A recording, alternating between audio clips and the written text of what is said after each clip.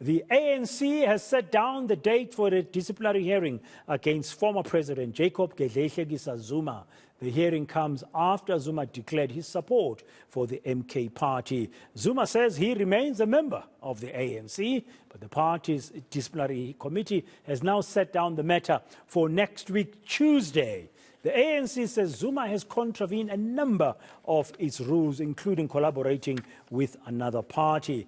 ANC head of elections, Mdumiseni Ntuli, explains.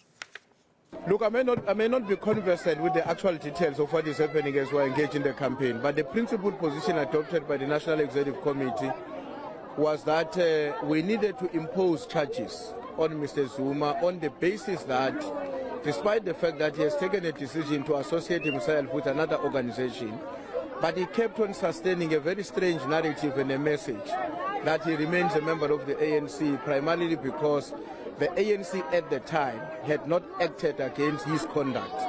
You will remember that the NEC, which took a decision that he must be taken to a DC, also effectively suspended his membership of the African National Congress, which therefore, in terms of our own constitution, once your membership is suspended, within a particular period of time, you have to be taken to a disciplinary committee so that the matter can be ultimately resolved.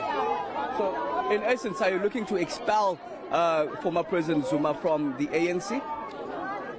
Well, I mean, he has taken a decision to walk away from the ANC. But because we are a rule-based organization, we have an obligation to implement our own decision.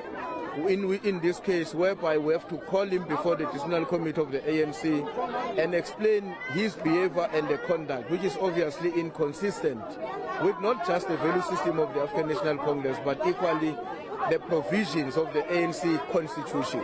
So what then becomes the final decision out of that process is a matter that as a National Executive Committee we don't preempt and we don't even influence. We allow that matter to be entirely left in the capable hands of the National Disciplinary Committee, which at an appropriate time, having processed the matter, listening to all evidence presented before them, will then come to a conclusion which would be presented to the National Executive Committee of the ANC.